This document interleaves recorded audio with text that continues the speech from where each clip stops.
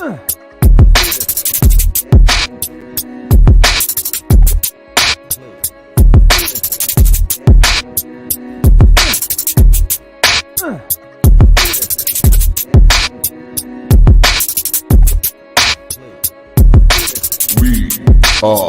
Legion.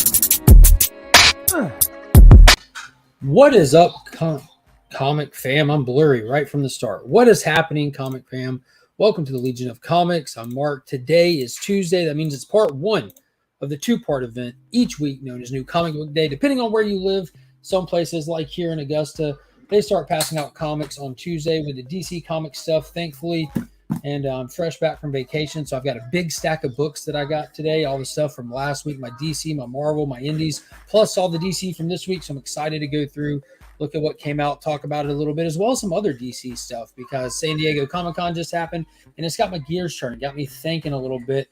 I want to get some feedback from some of you guys. So we're going to hit the long intro today so I can get some of this moved around. Shout out to Eman for the long intro.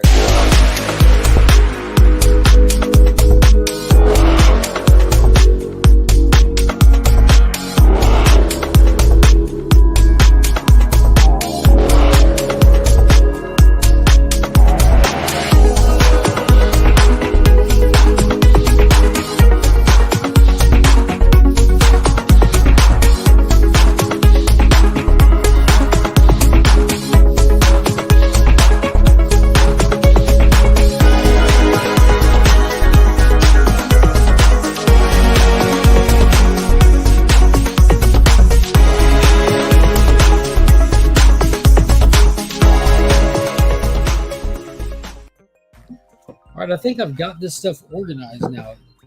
Shout out to that 45-second intro again. I really do love it, but it's long. That's why I was able to clip down and make the short intro.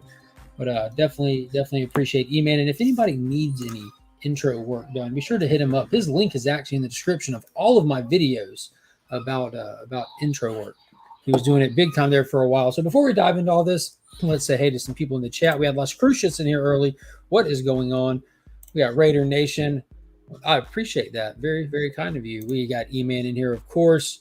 For some reason, I thought you were in Cali Crucias. I'm not sure what that says. What is going on, Mr. Beckerman? Hope you're doing great today. Mr. Austin LeMay. Oh, and that reminds me. I'm glad Austin's here. Is it an arm's reach? Of course it is. We've got the official Legion of Comics hashtag Austin Over Peach t-shirts are now available in the Legion of Comics merch shop. That's also in the description of the video. I'm going to be putting out a video in the next week or two kind of highlighting the store. It is far from being completed and cleaned up, but there's a good bit of merch in there that's available to shop right now, including that Austin Over Peach shirt, the Legion of Comics shirt, the Phantom Happened Here shirt, mugs, book bags, stuff like that. It's really, really cool stuff. What is going on, Pops? I haven't seen you in a while. That just dawned on me. Have not seen Big Guy in a hot minute since before vacation. Might be going over there today. I've got an order of something I'm really looking forward to that's supposed to arrive today. Long intro. Yes, we see some sexy Legion faces on there. We do. And that was one thing that I asked specifically for. I wanted to make sure it included a lot of people. Yeah, that Austin shirt is absolutely fire. And look at Austin throwing the Austin Over Peach custom emoji for the channel members there. What is going on? Nick's Cakes come in the background looks familiar, but somehow different. It's still the same since I moved. Since I've been here, this is pretty much what it's looked like. I've got the shelves to put back up, a lot of stuff that still has to be done. A lot of work here. All those Austin Over Peach emojis, love it. We are Charles Xavier's son, exactly. We are Legion. What is going on? My man Flash by Night is in the building. So first off, let's burn through some of the stuff from last week that I picked up just because it's fun checking it out. And I haven't had a chance to really flip through it, but I did review all these books already this past Sunday on At Week's End with New Guy. And yeah, so we'll get through this real fast. So first up, flip to the back, we've got the finale to Peter David's Maestro prequel to Future Imperfect. That was issue 5 of the third little part of the prequel. And I was down for all covers available. I wasn't on the first one on the list for all covers, but I do end up getting the 1 in 10s every time, which is super dope. And that's pretty cool. It's kind of like the phases of him through his transformation from the time he woke up in that first volume, second volume, and here we are, finally as the leader of the world at this point. We Live, Age of the Pleiadians, number 4. That had a crazy twist ending to it. Not really a twist, but a major hit. And we talked about that as well. Nick he wishes it was called Maestro. Maestro. And I feel like I've heard that word before. We're talking about something different, though, Nick. We're talking about Maestro. So if you're new to the channel, I call it Maestro because I first read Future Imperfect when I was like a kid. And I pronounced it Maestro because that's how it's spelled. I'd never heard the word Maestro at that point. I'm not stupid to the fact that I refuse to change it. I'll throw it up on Pop Satic and resell. Yeah, there you go, Dad. Yeah, I'll get there quick then. Godzilla versus Mighty Morphin Power Rangers, number 4. This is just a fan service delight. That's been really fun. The new Fantastic Four, issue number 2, which is a callback to there's still that 3-issue run in Fantastic Four when the team consisted of Ghost Rider, Spider-Man, Hulk, and Joe Fix-It Hulk, and Ghost Rider. I think I've touched on everybody. But this has been really fun. I love these kind of more retro books they're doing, if you want to call the 90s retro. I don't really like doing that, but there's a new Genis Vell series starting tomorrow that I think Peter David's doing as well, like Legacy, the son of the original Captain Marvel, for Marvel Comics at least. Jurassic League number 3. That one let me down, man. It let me down. It was a weird vibe to it. Do a Powerbomb number 2. Definitely the read of the week. If you are not reading this, you are not living. That's a huge chunk of life that you're just you're missing out on. I still haven't We Live number 4 yet. Sheesh. Yeah, it's a good one. House of L Comics is up in the building. What is going on, brother? How are you today? We've got part 2 of the Search for Barry Allen and Flash, issue number 784 by Jeremy Adams. A little Dark Crisis tie-in there. Then obvious Dark Crisis tie-in, Young Justice, issue number 2 of 6. This might be the single worst issue of a comic I've ever read in my life. This one right here. It's up there. Like it's way up there. That first issue was the polar opposite. Like powerful, strong, amazing issue. And then this one came out and I'm like, what is this? So I'm excited for issue 3 because now we've got a good one, a bad one. Are we going back to good? Or are we just going to ride this trash train? Or it's going to fall somewhere in the middle? But Black Adam, issue number 2 from that new 12-part maxi series, Priest. What is it? Christopher Priest? Is that right? Story by just Priest, no first name. Rafa Sandoval is doing the artwork. This is tight. I've enjoyed the first 2 issues of that series. And those Rodriguez covers are gorgeous. World's Finest might just be the best monthly title out right now. It's definitely debatable, but dang it, it's good. Let's see. Randy Stimber, how are you doing? Reprint of Action Comics number 1, volume 1, featuring the first appearance of Superman. This is edition reprint, is exclusive to Loot Crate. How much you think for? How much do I think the Loot Crate 2017 reprint is worth? Is that the question? Like a raw copy, or how much you should sell it for, buy it for, a graded copy? I've got it. I've got all the Action Comic ones reprints from over the years. I think I paid $20 for mine, still polybag, brand new. And I didn't buy it when it first came out either. Good thing Flash was there to balance Young Justice out. Yeah, it was rough. It was Flash wasn't. Yeah, Bart was in it. Bart was pretty cool. Connor's losing his mind. I'm in Texas. See this? I'm out of town right now. What is good, Brother John Comics? How are you doing today? And last one from last week, and the only title from last week in that giant stack that I haven't had a chance to read yet is Aquaman the Flash Void Song, part 2 of 3 of this oversized, square-bound, just a standalone story. It's pretty cool. Alien invasion, everything's off the board except for Aquaman because he was in the deepest part of the oceans when it happened, and the Flash because he was inside the Speed Force when it happened. So this is hot on the heels of Aquaman, Green Arrow, Deep Target finishing up. So it seems like they've got for some reason, these Aquaman team-up books in the tank that are slowly rolling out. But I'll tell you what, they have been fun. We don't get enough Aquaman titles. I say it all the time. Doesn't get enough love, so I enjoy it when they have them out there. What is going on, Ben Compton Comics? Ben Compton, how are you doing today, my man? So moving over to the stuff from today, and I have had the opportunity to read most of this stuff. Oh, one more from last week. This is the finale to Rocketeer, The Great Race. That's issue number 4. That was fun. If you enjoyed the Rocketeer, like especially like the '90s movie that Joe Johnston did. This is right up your alley. Right up your alley. There is a new Action Comics 1 reprint coming out. It was on FOC this week. Oh, tight. I'll have to check that out because as long as it's a proper reprint, I'll definitely be getting it. If not, no, I don't want just an homaged Action Comics thing. I just get the reprints. I was in Tech's ass on Friday for about 4 hours. Did I say that right, E-Man? Did I get that? Hope so. But speaking of Superman, speaking of Action Comics, that's where we're starting today with Action Comics 1045, Death from Below. This is part 3 of the War World saga. It has its own little subtitle to it.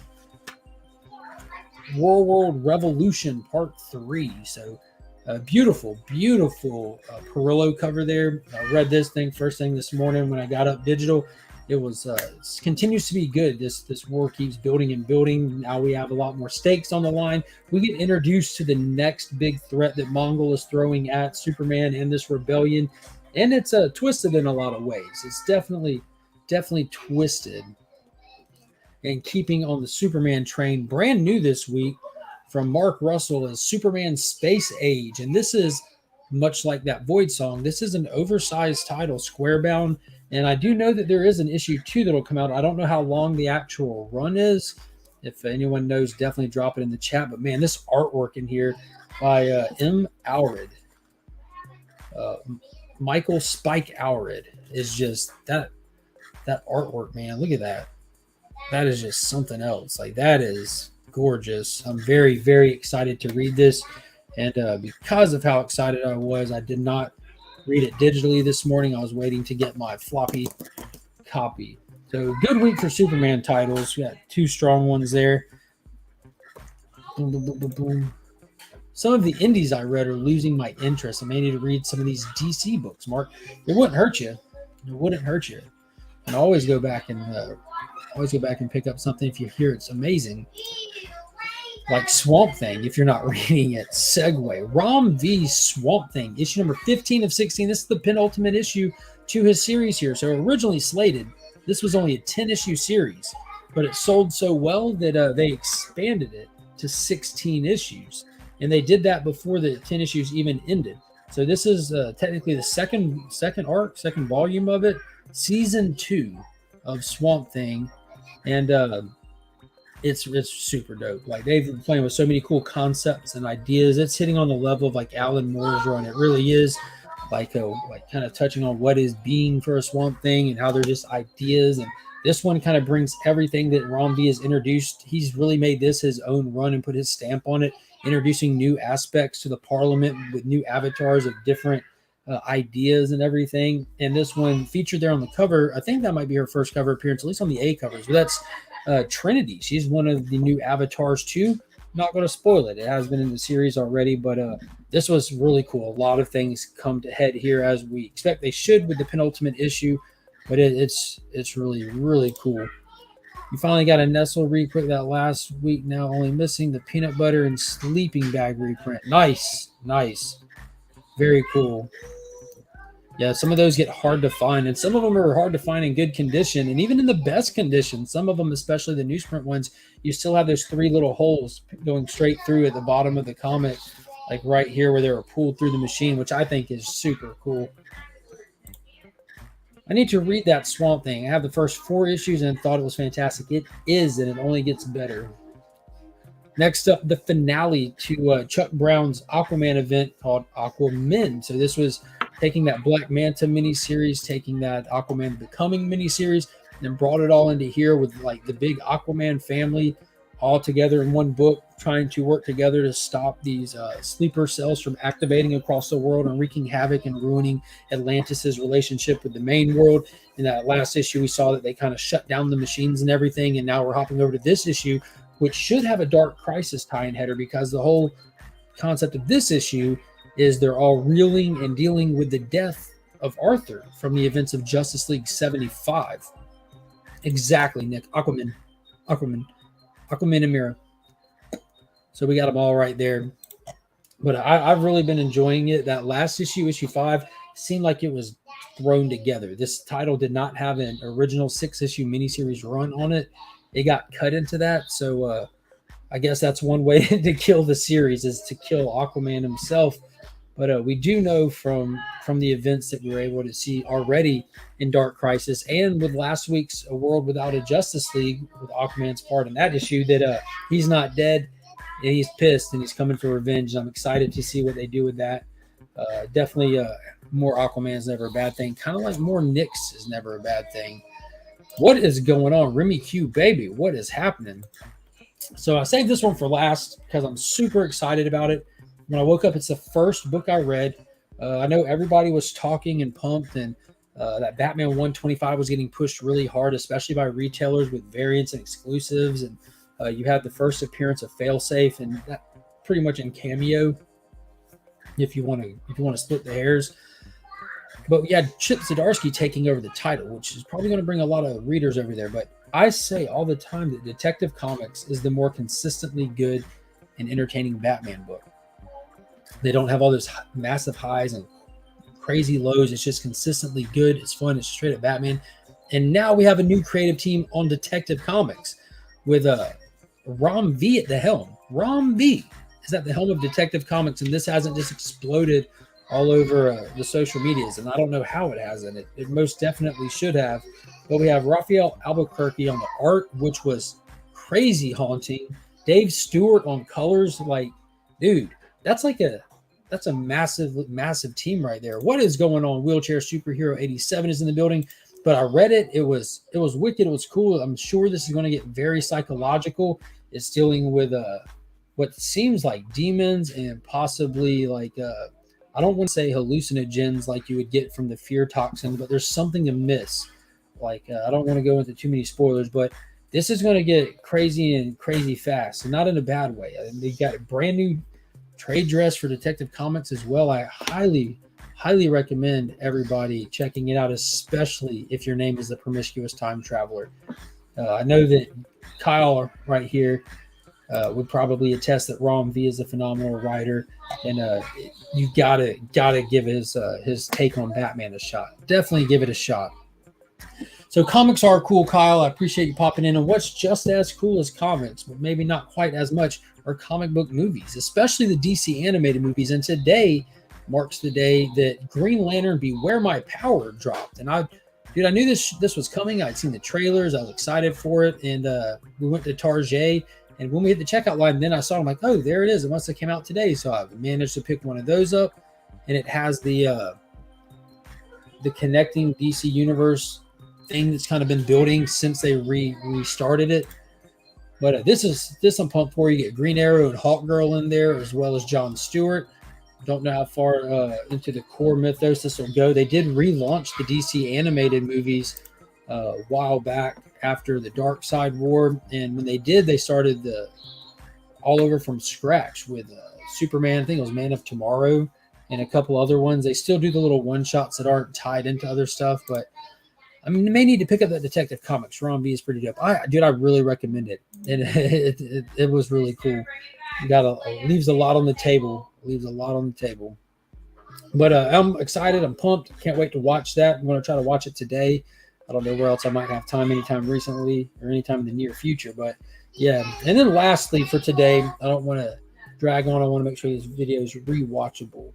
But lastly for today, I do want to touch on the lack of presence at San Diego Comic-Con for DC that we talked about this past Sunday night on the show, as well as its prevalency all over social media. Everybody noticed their lack of presence at Comic-Con, and people speculating, as well as myself, that maybe they're holding it back for fandom, and people making all these posts and memes about showing Marvel's layout, DC not having anything, but they do have a massive layout right now. Like, I started thinking about it. You have the Batgirl HBO Max property, that photos and stuff that should be almost done with production. You've got the Blue Beetle stuff that there's photos and stuff happening where they're in production filming. You've got the Black Adam movie, the Shazam movie. You have the new Aquaman movie. You have the Flash movie that I know is in limbo, and how crazy Ezra Miller is, especially in the media. But they've got a lot of projects out there, and it's just dawned on me that we don't ever get any information on them. And the biggest one out of all is the Green Lantern HBO Max property that they've been developing since HBO Max launched. I'm kind of wondering when when we're going to get any information on that. We've got a few casting announcements that happened in the past year, like that they casted Guy Gardner, Alan Scott, which makes me think it might be an anthology thing or just flashback stuff. But there was a lot of stuff they could have gone into that they didn't. For whatever reason they held back, doesn't matter. They still have all that content. The new Stargirl season starts this month or next month, one of the two. But there's just a ton of content from them coming out that they just sat on or chose not to really push. They just pushed those two big ones. I don't even think they had a big Super Pets panel, which comes out in a week or two or something. But it's crazy. I got my first John Stewart back. They got a CDC 2.0. Low grade is most definitely better than no grade. Huge congrats on that. That is a book that I do not have in my PC. I know my dad has it. Old Pops has got it, but not I. But yeah, I just want to point that out. Like, I don't know how many people actually stop and think about that, of how many active live action DC property stuff is happening right now in the works, already filmed, post-production status, just waiting to be released status. There's a ton. And last year, the DC fandom event happened in October, which I think it might have the year before that. It's only happened 2 years now. And it's like, that's DC Comics version of D23, where they announce and showcase everything for the first time. And yeah, House of L Comics, Harley Quinn comes out this week, and also Super Pets. And Harley Quinn season 3, it got a trailer drop on YouTube and on the internet, but they didn't showcase it there. I honestly wonder if it costs money to like get Hall H time or do this or that. They didn't have their booth set up. So they might just be letting the property speak for themselves right now, or waiting until they have their own platform to do it. I don't know. I don't get why they didn't take the opportunity to see. I don't either. There's really only one way I can think of it, is holding back for fandom. They want to focus and just keep eyes on these very specific projects and hope that they do as good as possible. And just the current nature of thing, the majority of people are like keep up with and are more excited about and general audience stuff for Marvel. So if they release all this stuff and then Marvel releases the Marvel didn't release a lot either, in my opinion. They released a slate of names. That's all subject to change, which is fine. There's no reason it shouldn't be, but they released the Wakanda trailer, which was amazing. Absolutely amazing. I wasn't expecting that for a minute. Just hit me right in the feels. They announced the High Evolutionary. They showed little clips, not like full movie clips, but little tidbits of stuff for the attendees that were there and everything. But all that they really had was one trailer as well, when you get down to it. Oh, we're going to do an 18-episode Daredevil series years from now. Got it. There's 15 things in between now and there. Like, pumped for it. But they held back for D23. There's no doubt in my mind that Disney held all that stuff back and going to release as much as possible at D23 and try to drive their own event. That is their branded event that they're trying to build on. So that's what I think that they're shooting for. That's just me personally. But needless to say, no matter what you're a fan of, there is an unlimited amount of stuff out there to go dive into and to be looking forward to. I think you guys got it right on Saturday. If they hold back for fandom, they can have all the eyes for themselves. Exactly. So that was a really good point. I think that Ryan made it like you release during Comic-Con, you're sharing space with people who are fans of multiple things. You wait till your own solo slate and you just dominate social media for a while, and it spreads it and gets more new viewers on it. Let's see. Well, that brings up a good question. What is the DC branded event? Fandom. DC Comics has fandom. They did it for the past 2 years. Like, almost got in trouble for slipping on my husband duties because I'd made these huge plans to have all day off for fandom, from work, from everything, so I can watch the whole event. And late in the game, right before, like the week of, Finn School announced a outdoor play rally thing that they did, and it became like trying to juggle how to get there and still watch fan. It was a thing, but it worked out perfectly. I was able to do all of fandom and get to the event 5 minutes after the wife and kids did. Missed nothing at all. It was a blast. No, it's a fandom. Fandom. I'm going to put it in the chat for you. Fandom. There it is. DC has fandom, which is an event. That would be a good strategy if they have shown they can strategize. Well, if if last year was a testament to anything, I mean, that Batman trailer dropped, and I don't care what anybody says. That Batman trailer dropped, and they announced when they were releasing it, and it wasn't what, 72 hours before Marvel moved Doctor Strange's release date, because they dropped it on top of Doctor Strange. So I don't care what anybody says. That was a smart move. That wasn't Marvel being scared or Disney being scared of Batman's potential success, or they weren't going to share that slot with Batman. So maybe they did strategize right last year. Maybe it was beneficial for them last year, and the proof was in the numbers this year. I mean, a lot of people have enjoyed the last few things that they put out across the board. They're definitely on an uphill climb. So maybe they're wanting to stay on that target.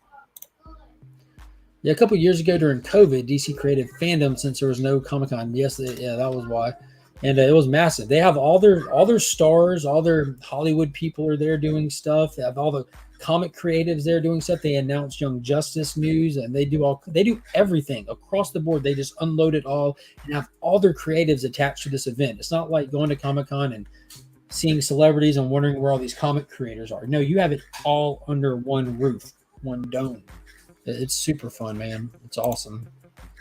A couple years ago, they released a movie during it for free. Awesome. Let's see. Might have not a lot of money, but San Diego Comic-Con to do it. Yeah, it could be. I don't know how much it costs for all that Hall H stuff. Also, no guarantee they do it this year with all the cuts. They probably skip fandom this year. I hope not. Thanks for the have a great rest of your day, everyone. You too, Kyle. You too. Miss you. Yeah, maybe they took that into consideration. Like, I don't know how high up the food chain you have to go, but maybe someone was told, you want to do this one or that one? This one or that one? It has to be cheaper to do fandom because you don't have to fly anybody out. It's all online. It's all done by video stuff. I'd imagine it'd be cheaper to do fandom, but I don't think we're not close enough to take it off the board yet either. You know what I mean? Like I would expect, especially after the feedback from everybody about their lack of attendance at San Diego Comic-Con, I would expect if they're going to do it, if they strategize, they should drop some kind of information. Like they should figure out if they're going to do it and drop a date or Fandom 2022 coming soon. Like that, just that one thing. Just announce that. Announce at least that it's going to be a thing. And just, yeah. And also James Gunn still has Peacemaker, Suicide Squad stuff going on. Fandom has a lot of potential. Dude, they announced that Viola Davis, Amanda Waller herself, is coming back to HBO on the next spin-off project that they're doing, because they announced that because of the success of Suicide Squad, which was a COVID release, that they started Peacemaker, and that just exploded. And then they're going to do another project surrounding Blackgate Penitentiary and Amanda Waller's whole crew of misfits, and that she will be appearing in it. She's casted. They greenlit that announcement, so we'll see. We'll see. Fandom was good synergy from AT&T and DC, but who knows? Yeah, that's the big thing. The who knows is the big thing. But holding out hope. Hoping. So, yeah, I'm going to cut up out of here, guys. We're almost at that 30-minute mark. I don't like to go over that. I want to go watch some Green Lantern, Beware My Power. If you guys watch these DC animated movies, sure to get out there, check it out. And also, Rom V's Detective Comics just started this week, so don't miss out on that. Last comment in here, Discovery has not unveiled a strategy or who is going to head DC. Yeah, we'll see how it goes. I'm a fan of. Yeah, exactly, Kyle. Exactly. So I appreciate everybody. If you haven't already, hit that thumbs up. Consider joining the channel membership. It's super fun. Tons of perks and benefits, and it really helps me out. And I can't thank you guys enough for all the channel members. And also, Big Time Collectibles, huge thank you for sponsoring the channel and the monthly Legion Loot giveaway for the channel members. If you have not seen the video I dropped yesterday, check it out. Big Time Collectibles sent the next box of goodies to give back out to the community. It's massive. And if you need anything cleaned or pressed, go to Instagram, hit up our buddy Justin. He can take care of you. And if you hit up that promo code We Are Legion, you can take advantage of the special offer that's running. So until next time, guys, as always, I'm Mark, but we are Legion.